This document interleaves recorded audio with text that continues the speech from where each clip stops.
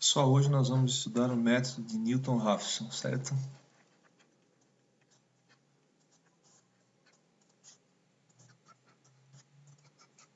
Newton-Raphson.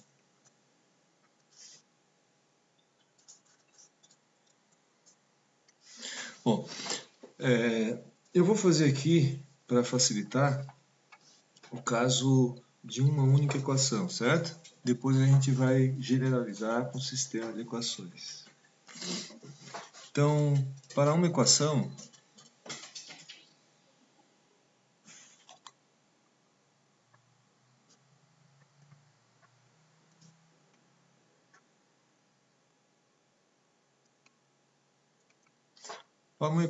a ideia é a seguinte. Eu expandi em série de Taylor, considerando a primeira derivada, a função em torno do ponto I. Né? Vou fazer um desenho aqui para facilitar, para vocês entenderem. A gente já viu um método de Newton para uma equação não linear, usando a definição da derivada, certo? E agora eu vou expandir em série de Taylor. Então eu vou fazer um desenho aqui.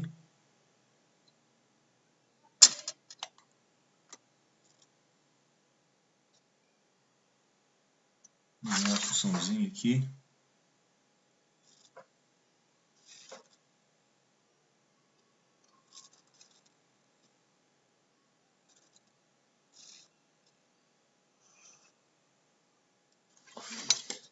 Então vamos lá. Aqui a gente teria a função f de x, né? E aqui o eixo x, certo? Vamos supor que a função ela tem um comportamento desse jeito aqui, tá? E eu tenho aqui o ponto atual,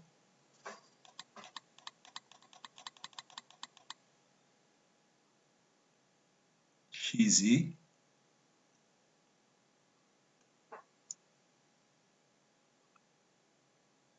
né? Eu conheço a função então nesse ponto xi.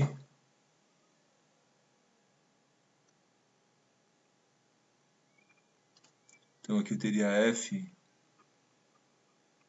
de xi. E eu também conheço a derivada da função nesse ponto. Então, vamos tentar fazer aqui a derivada da função de ponto. Seria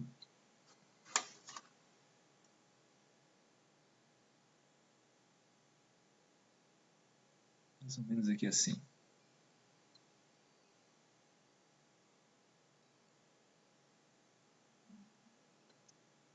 Certo? E então eu conheço também a f' em xi, né, no ponto xi. Então eu conheço o valor da função, a derivada da função. E eu quero agora avaliar quanto é que vale a função num outro ponto aqui, né? Vamos supor um ponto, nesse ponto aqui, ó.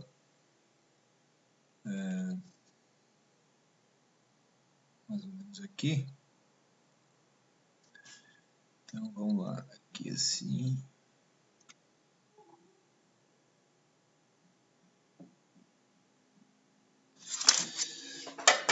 Bom, eu quero saber quanto é que vale a função no ponto xi mais 1. Certo? Então,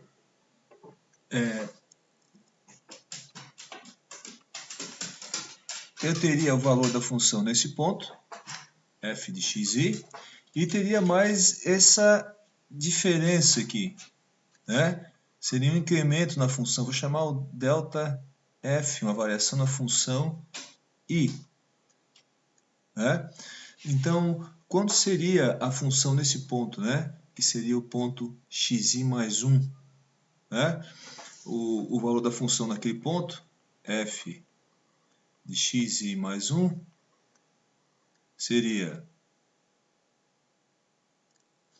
a função no ponto xi que seria esse patamar aqui, né, que é o valor da função no ponto xi, mais essa elevação aqui na função, vamos dizer assim, esse ΔF, né? Quanto que vale esse ΔF? Note, se a gente tem a derivada nesse ponto aqui, né, a derivada corresponde à tangente desse ângulo. Né? Então, se eu fizer tangente de alfa, né, é igual, na verdade, à derivada naquele ponto ali, né? Seria a tangente de alfa, o cateto oposto, o ΔF de I, quanto que a função variou, sobre o cateto adjacente, né? O cateto adjacente, na verdade, é essa diferença aqui. Vamos chamar essa diferença de ΔXi. Então, o ΔXi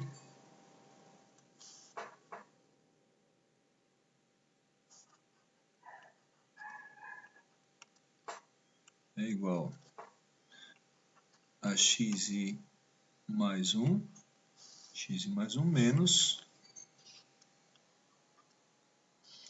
xi, certo? Então, a ideia de a gente encontrar a raiz, a solução da equação, eu tenho então a função no ponto xi, eu tenho a derivada da função no ponto xi, eu quero que essa função vá para zero, né? Apesar de que ela está subindo o seu valor, né? Estou avaliando ela no ponto xi mais 1, mas eu quero que ela vá para zero. Então, no fundo aqui, eu estou expandindo a função em série de Taylor com a primeira derivada, truncando na primeira derivada a série de Taylor, né? Então, seria a função no ponto xi mais a derivada da função no ponto xi vezes o deslocamento, né? Então, eu quero saber o valor de x, do qual a função se anula para achar a solução, né? Então, eu tenho que levar isso aqui para zero, né? Se eu acho o ΔX, eu tenho o xi, né? Com o ΔX, somando o ΔX ao xi, eu posso achar o x de i mais 1, né? Claro, é só passar o xi aqui lá para o outro lado. Então, eu tenho o x de i mais 1, né? Igual ao xi mais o ΔXi, certo? Se eu igualo a função avaliada no ponto i mais 1 igual a zero, eu vou estar sempre achando o deslocamento que vai somado ao valor do xi, né? Vai me dar um x de mais 1 cada vez mais próximo da raiz, certo? Então, igualando aqui, né, a aproximação da função em torno do ponto i, né? Tentando avaliar ela no ponto i mais 1, igual a zero. Então agora eu posso fazer o seguinte, eu posso passar essa função aqui no ponto i para o outro lado, então fica menos f de xi igual, né, a derivada no ponto xi, ΔXi. Note que se eu tenho a função, eu avalio ela no ponto xi, que é o ponto atual, eu avalio a derivada, e eu posso passar a derivada aqui para baixo, né, dividindo, e acho ΔXi. Então eu acho o deslocamento, né? Aí eu somo o deslocamento com o xi e eu acho o valor do xi mais 1, que vai fazer com que a função vá cada vez mais para próximo do zero, certo? A função, né? Note que aqui eu tenho uma equação, né? O caso de uma função só, né? Mas se a gente tiver um caso com várias funções, que a gente vai ver logo a seguir, a gente vai chegar numa expressão semelhante com essa, né? Semelhante a essa. Note que aqui o que eu vou descobrir é quanto que vale o ΔX, né? Aqui, como é uma única equação, simplesmente eu passo para lá dividindo e acho o valor do ΔX. Com o valor do ΔX, né, eu encontro o x de i mais 1. Né? Que é exatamente o método de Newton que a gente estudou usando como definição, partindo da definição da derivada no ponto. Né? Aqui a gente, claro, usou a derivada também, mas usando a série de Taylor, né, variando a função no ponto i mais 1. Certo? chegamos na mesma expressão, né? E agora o que é que nós vamos fazer? Nós vamos usar essa mesma ideia, ou seja, expandir a função em série de Taylor a partir do ponto I, para tentar avaliar quanto é que ela vale no ponto I mais 1, né? Igualamos a zero, achamos o deslocamento. Depois somamos o deslocamento com o valor do x no ponto I e achamos o valor de x de I mais 1. Né?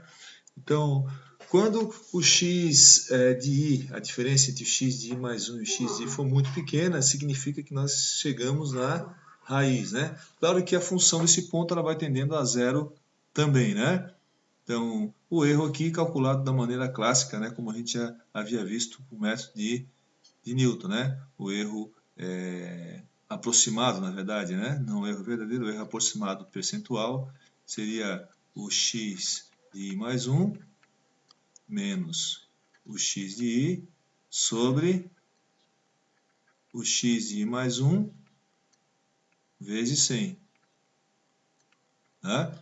Então, a cada nova iteração, a gente vai avaliando o erro e usa isso como um critério de parada, né? Usa um critério de erro especificado, né?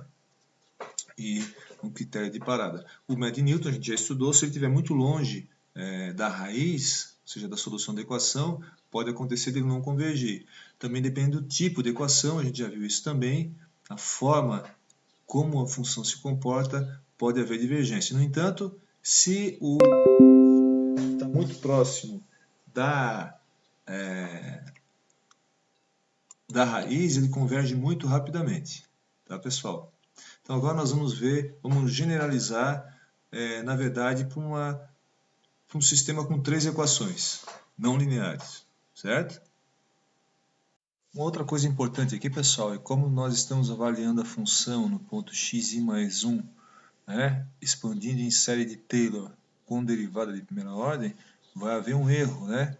Corresponde a esse trecho aqui. Na verdade, a função, o valor correto dela seria esse valor aqui, né?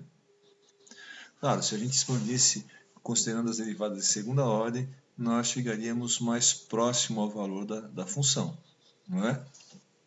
Mas por isso que a gente vai precisar de várias iterações até encontrar a raiz, porque a aproximação que a gente faz da função no ponto I mais 1 leva em consideração a derivada de primeira ordem, ou seja, existe um erro de truncamento. Lembrem da questão do erro lá no início, né, do curso? Nós temos o erro de arredondamento devido à máquina, às operações do computador, ao tamanho da palavra, e o erro de truncamento, que está relacionado intimamente à formulação, né? Nesse caso aqui, a formulação matemática leva em consideração a derivada de primeira ordem, né? Então, para avaliar o próximo ponto na função, nós consideramos a função no ponto I e a inclinação que essa função tinha no ponto I, né? Inclinação linear de primeira ordem, né? Então, se nós considerássemos aqui também uma derivada de segunda ordem, a variação da função no ponto I mais 1 seria mais precisa. No entanto, isso ia complicar demais o método de Newton, né? Então, o método de Newton se usa sempre apenas a derivada de primeira ordem, né? Claro que daí, com várias iterações, ou dependendo da função, com algumas iterações, dependendo da proximidade que estamos da raiz, né? O método converge muito rapidamente, né? Método de Newton, certo? Pessoal, vamos considerar agora um sistema com 3 equações, né? Apesar do método ser generalizado para N equações, vamos fazer com 3 equações que fica bem claro a generalização daí a partir de 3 equações, tá? Então imagine o seguinte, imagine que a gente tem uma função f1, né? E essa função é função de 3 variáveis. Então vamos lá, o f1, imagina que eu tenho o f1 de x1, x2 e x3 igual a zero. Então eu escrevo sempre ela na forma, né, igual a zero para tentar achar a raiz dessa equação, né? Equação não linear, claro, né? E aí eu teria também uma função f2, é x1, x2 e x3, né? Função de x1, x2, x3 igual a 0, e uma função f3, também função de x1, x2 e x3 igual a 0. Então temos três equações com três incógnitas, a gente não lineares, né? Nós temos que achar a solução, certo? Para ficar com a escrita um pouco mais compacta, vamos assumir o seguinte, que vamos considerar que o vetor x, cujas componentes são x1, x2 e x3, a solução do sistema, certo?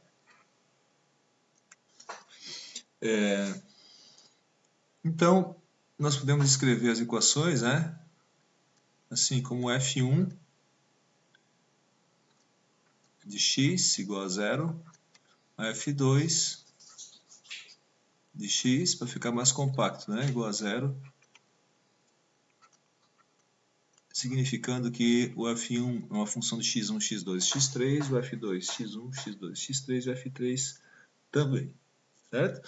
Agora, vamos fazer o seguinte, vamos expandir essas funções em torno do ponto I, né? Então, para isso, eu tenho que considerar o seguinte, eu tenho um xi, né? Ou seja, o vetor x no ponto I seria o x1 avaliado no ponto I, o x2 no ponto I e um x3 no ponto I. Certo? Eu quero saber o valor da função no ponto I mais 1. Né? Então, x mais 1, o valor das funções, né? x1, x2 e x3 de mais 1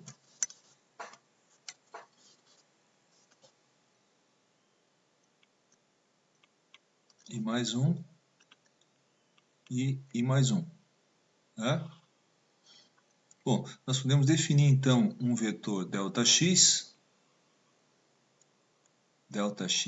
i, que seria o vetor x de I mais 1, né? Menos o vetor x de I. Né? Então,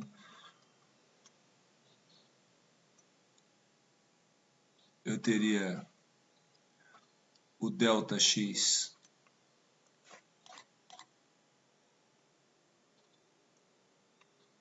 ΔX1, ΔX2, ΔX3, ΔX1 de I, ΔX2 de I e ΔX3 de I. Né? Então, ΔX1 é o x de 1 mais 1 menos o x1 de I. Né?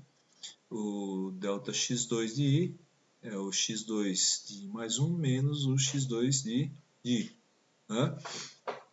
Ou eu poderia também escrever o contrário, né? O meu vetor x de I mais 1, né? Lembrando do caso unidimensional, a ideia é eu achar um x de I mais 1, né? A partir do meu x de I, os valores de x1, x2 e x3 em I, e somados com o ΔX. Note que eu vou encontrar aqui é quanto que vale o meu ΔX, né? Certo?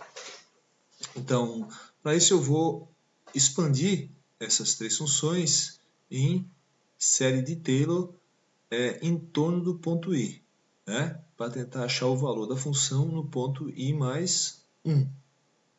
Certo? Então vamos fazer o seguinte, vamos copiar as funções aqui.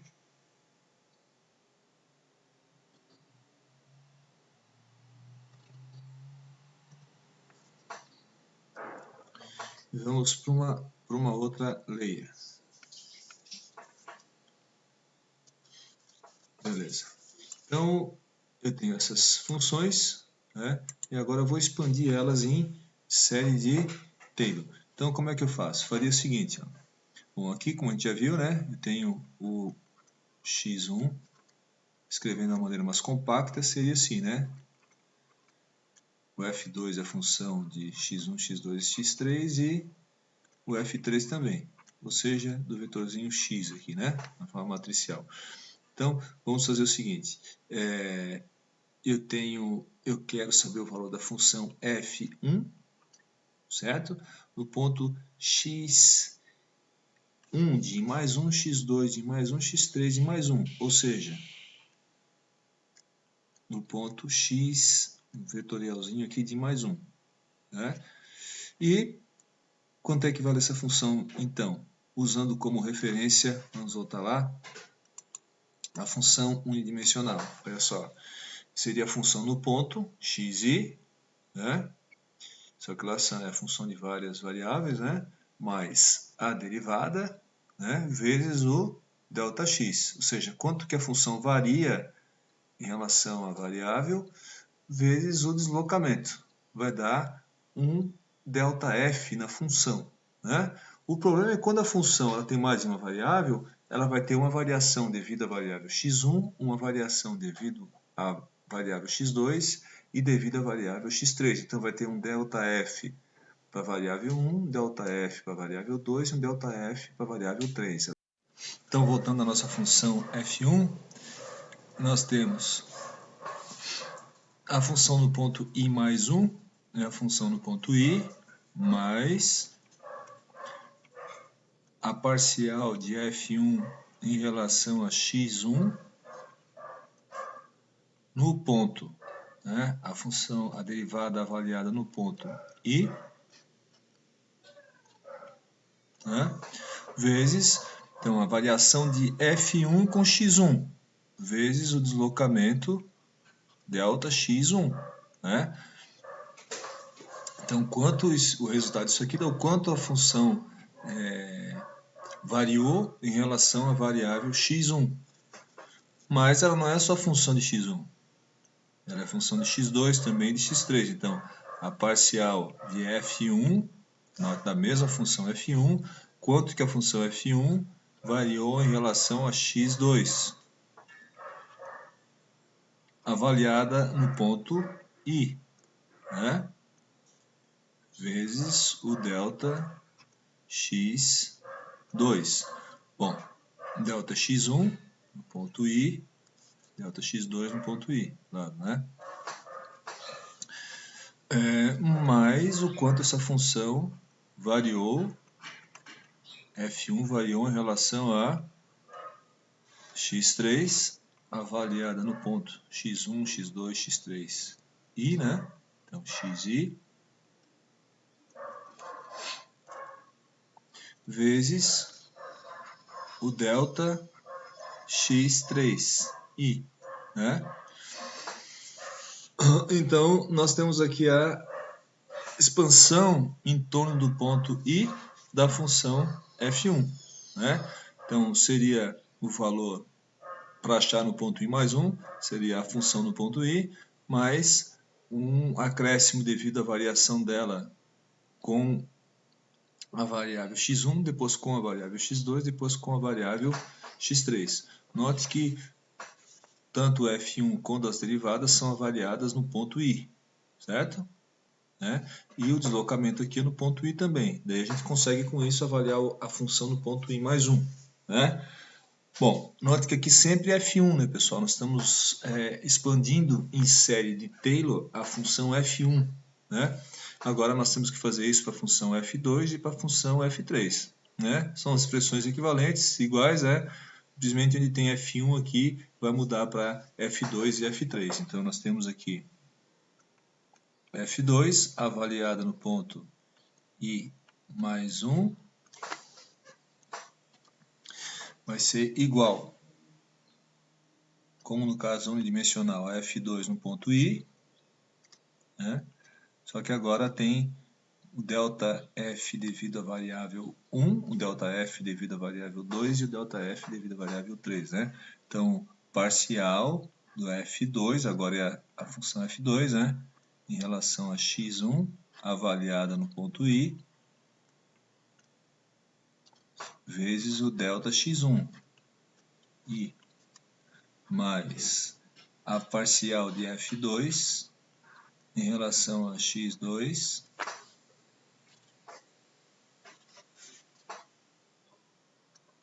avaliada também no ponto I, vezes o delta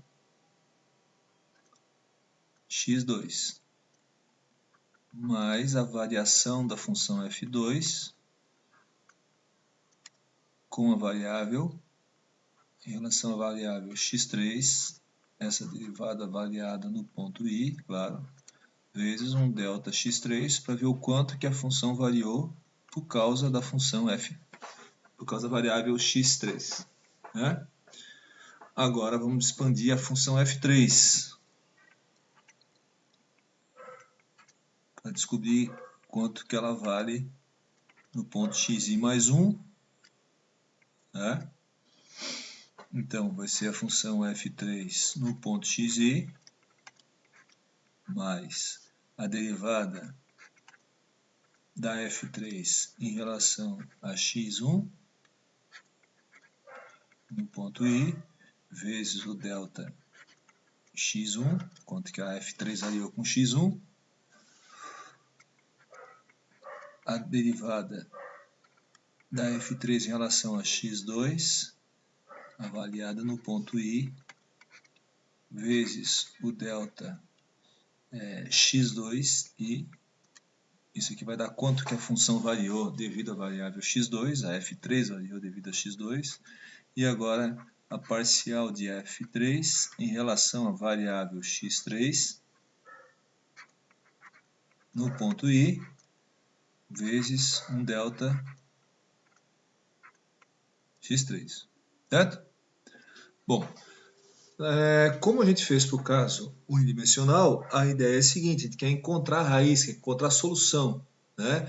Então a gente quer que as funções, os valores de x1, x2 e x3, para os quais as funções f1, f2 e f3 são nulas, né?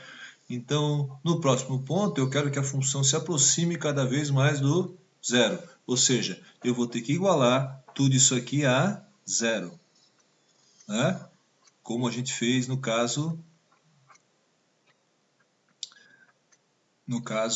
unidimensional, né? Então, vamos igualar tudo isso aqui a zero, e agora eu vou fazer o seguinte: eu vou copiar isso aqui, toda essa parte aqui, tá? Um pouquinho mais em cima.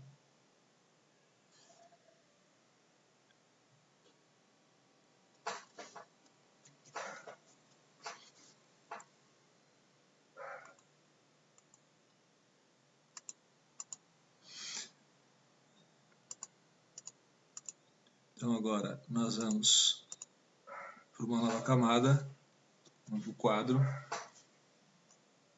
né? A gente pode agora escrever.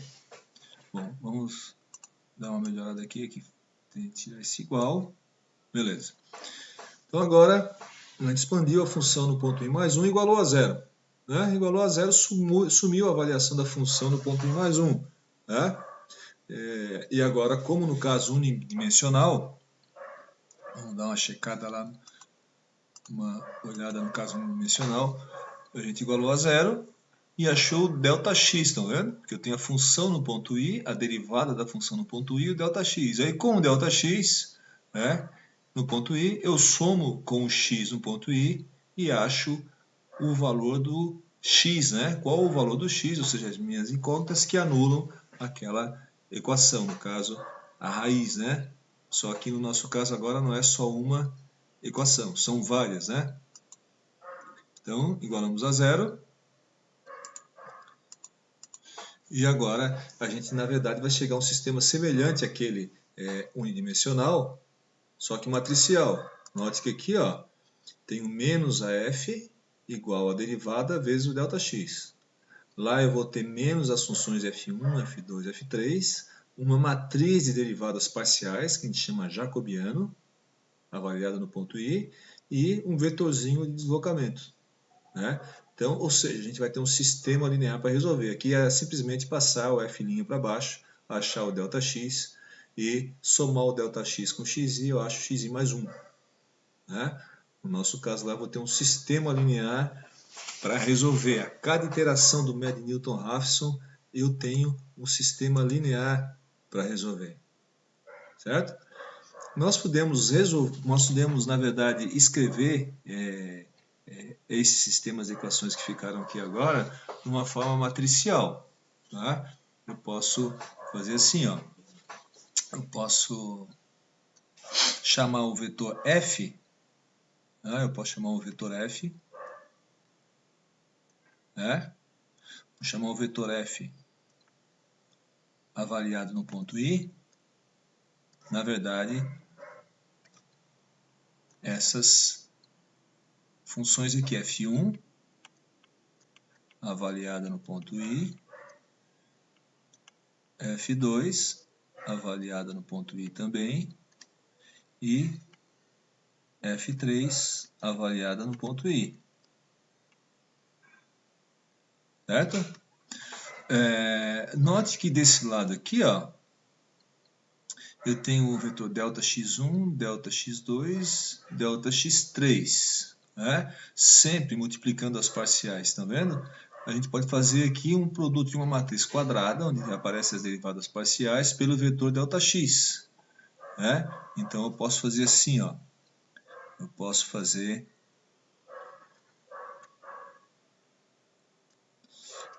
parcial de f1 em relação a x1 avaliado no ponto xi, parcial do f2 em relação a... Desculpa, aqui não é x2, né? Ó, x1. Lá na primeira linha a gente expandiu em série inteira a função x1, f1. Então aqui sempre é f1, né? Parcial de f1 em relação a x2, o segundo termo, ó, avaliado no ponto xi. Então a derivada avaliada nesse ponto.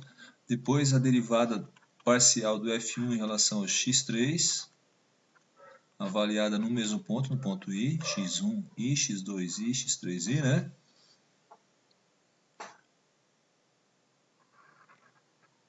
Fazer assim, ó. Um pouco maior isso aqui. Aqui também fazer um pouquinho maior.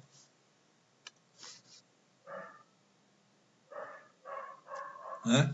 E agora, vamos lá. Agora, esses outros termos aqui, ó. Bom, na verdade, olha só, pessoal. Vamos fazer o seguinte aqui. Vamos colocar o vetorzinho aqui, um produto. Aqui eu vou chamar de, ó, delta xi. Desculpa. Delta x1, delta x2 e delta x3 de, certo? Voltando ao início, nós temos as funções, né, que são funções de x1, x2 e x3, avaliadas no ponto I, x1 de I, x2 e x3i, e a gente tentou achar a função no ponto I mais 1, né? No ponto I mais 1, a diferença entre o ponto I mais 1, xi mais 1 e xi é o delta xi. Nós vimos aqui, né? Então, delta x1 e delta x2 e delta x3, ou seja, os delta x, né, no ponto I, é o vetorzinho delta xi, certo? Então, esse vetor aqui, na verdade, é o vetorzinho delta xi. Note, delta x1 vezes a parcial de f1 em relação a x1, é esse primeiro termo aqui, ó. Depois, delta x2 vezes a parcial de f1 em relação a x2, o segundo termo. Delta x3 vezes a parcial de f1 em relação a x3, o terceiro termo lá em cima, tá vendo? Então, agora é só nós colocarmos esses termos aqui das parciais de f2 e depois das parciais de f3, nós conseguimos fazer essa parte aqui, ó, das equações, na verdade, ser transformado num sisteminha matricial, né? Certo? Então aqui, ó, vamos lá, parcial de f2 em relação a x1 avaliada no ponto I, parcial do f2, aqui a segunda linha é tudo f2, que a gente está decompondo a função f2 em série de Taylor, né? Em relação a x2 no ponto I, parcial de f2 em relação a x3, mas também no ponto I, né? E agora, por último, a parte relativa à função última linha, relativa à função f3, a parcial de f3 em relação a x1, parcial de f3 em relação a x2, avaliada, tem que ser avaliada no ponto I, no ponto atual que estamos, né? E a função f3, quanto que ela varia em relação a x3, vezes não, né? Avaliada no ponto xi, né? Vezes o Δx3, na verdade, aqui, né? Então, se a gente multiplicar esse vetor por essa linha aqui, nós obtemos exatamente essa parte aqui da equação, né? Teria que somar ainda com a função f3, né? Avaliada em xi, certo? Vocês notem que eu consigo, então, escrever esse sistema aqui, né, de uma forma matricial, né? Eu vou chamar essa matriz aqui, ó, eu vou chamar de matriz J, a gente chama jacobiano. Como é avaliada, as derivadas são todas avaliadas, né, no ponto I, então é um J avaliado no ponto I, no ponto atual, né? Então, isso aqui a gente chama de jacobiano, né?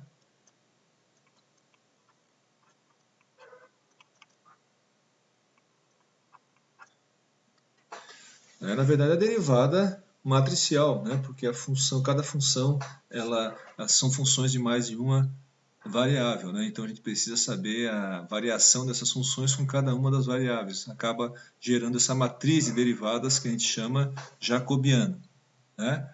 Então, note que isso aqui no final vai dar um número, porque a gente tem a derivada das funções em relação a cada uma das variáveis e a gente avalia elas no ponto atual, né? E aqui a função também, eu vou avaliar a função no ponto atual. Então eu tenho as derivadas no ponto atual e a função no ponto atual. Eu vou acabar descobrindo os deslocamentos daí, vai ser a minha incógnita, né, pessoal? E aqui, a gente já viu antes, esse vetorzinho aqui é o delta x, o vetorzinho, né, delta x i. Certo? Voltando lá para o caso unidimensional, ó, aqui eu tenho o meu deslocamento, aqui uma derivada só, lá eu tenho jacobiana, é uma matriz de derivadas, e a função f que está desse lado, né, a gente vai passar para o outro lado e vai ficar negativo. Isso a gente não fez lá ainda, né? Note que lá aqui a gente tem uma equaçãozinha simples, basta passar para cá dividindo, lá eu vou ter um sistema linear para resolver. Agora, vamos reescrever essa equação aqui, né, usando essas matrizes que a gente definiu agora. O f, que seria essa parte aqui, né? Então, o f seria essa parte aqui, ó.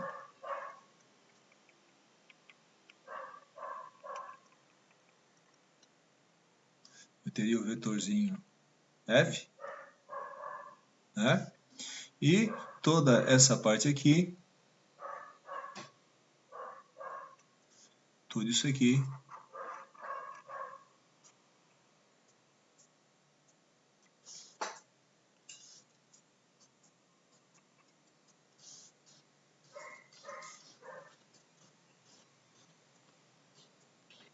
tá aqui, né, pessoal?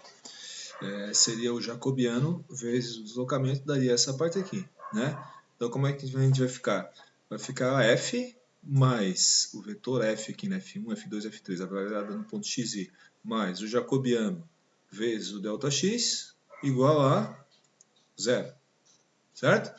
Então, continuando, para a gente poder, na verdade, é só reescrevendo esse sistema inteiro usando essas matrizes que a gente definiu agora, né? Então, ficaria assim, ó.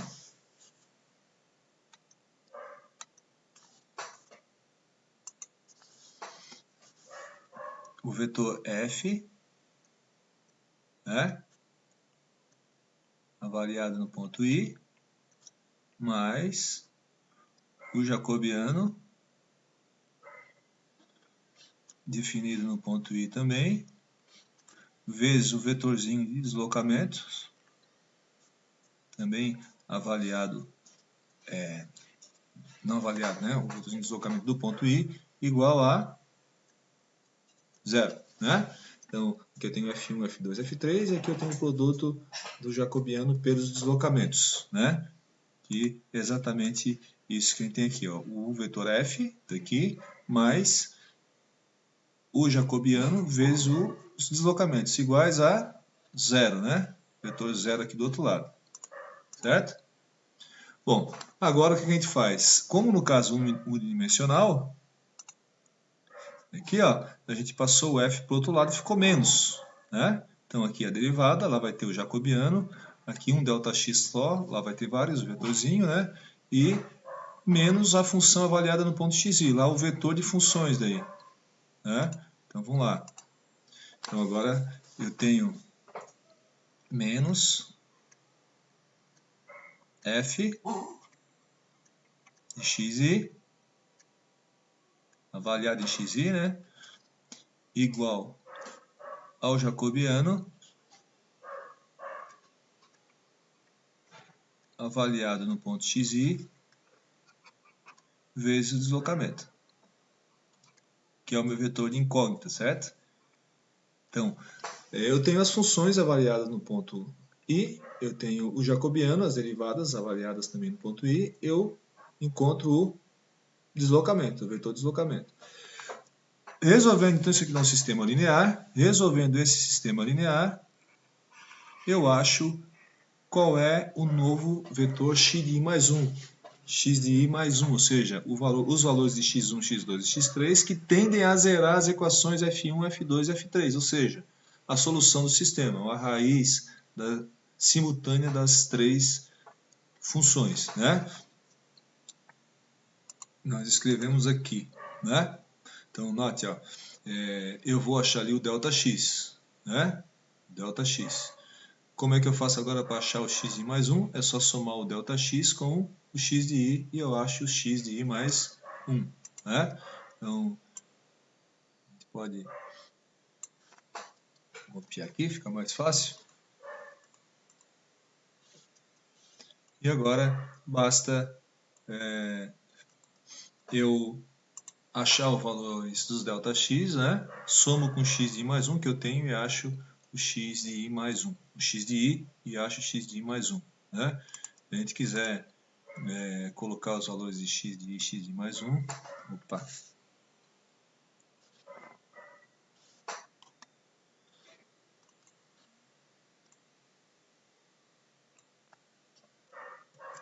vamos lá, a nossa...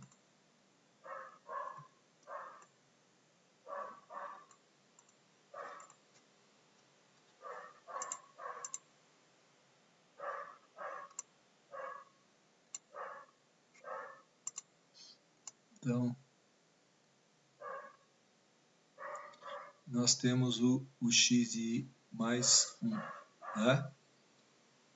O x de i a gente já tinha, né? O x de i a gente já tinha, a gente achou os ΔX, né?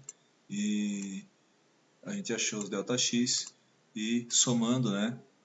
O vetorzinho ΔX que a gente acabou de achar com o x de i, a gente acha o x de i mais 1, que seria a solução para a iteração i, né? Achar os pontos x1, x2 e x3 que tendem a levar as funções para 0, né? Só para fechar aqui, né?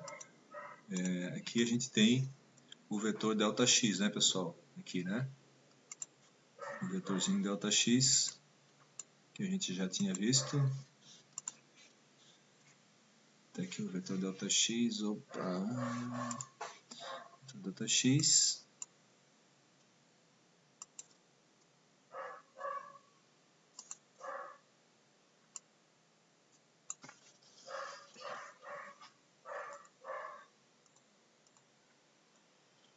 Então, a gente encontrou, né, o vetor ΔX, tá? E com o valor encontrado do ΔX, né?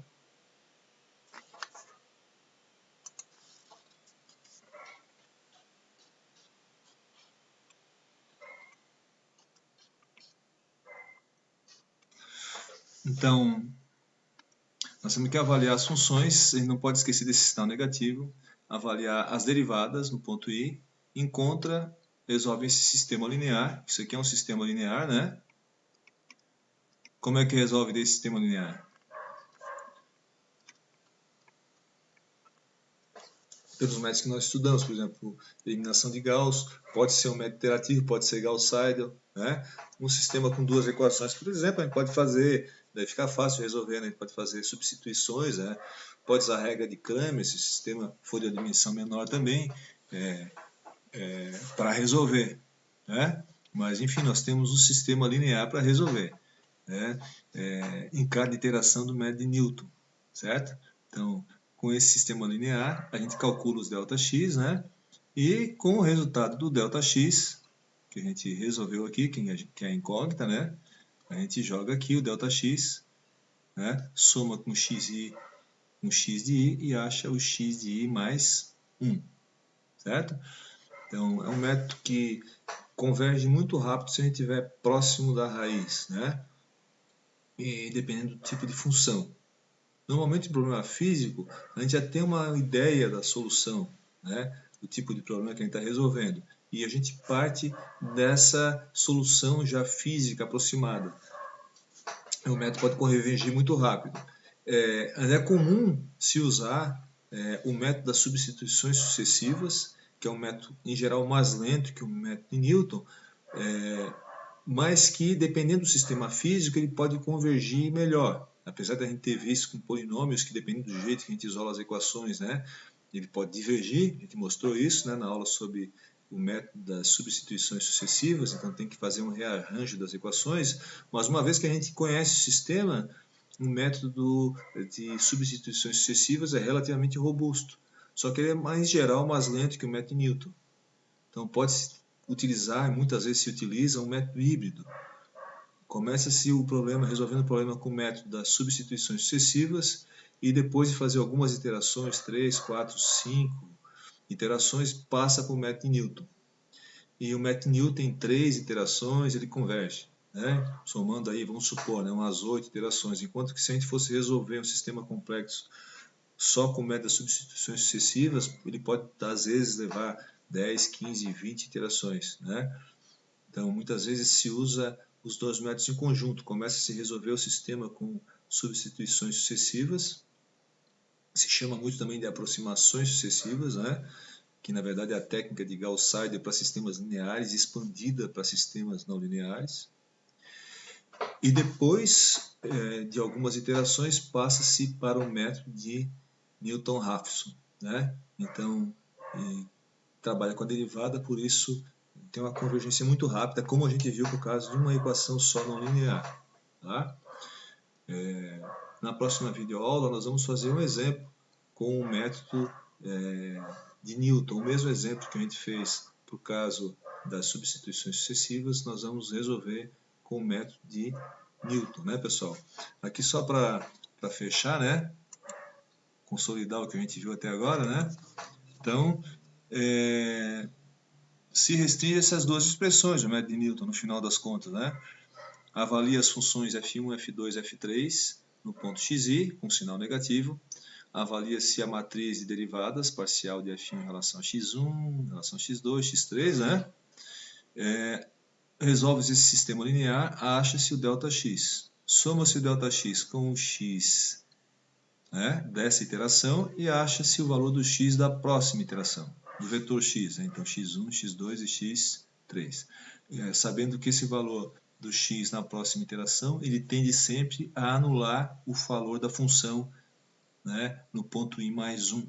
Né? Ou seja, é um método que vai achar as raízes de todas as equações ao mesmo tempo, né, simultaneamente, ou seja, solução do sistema de equações. Obrigado, pessoal.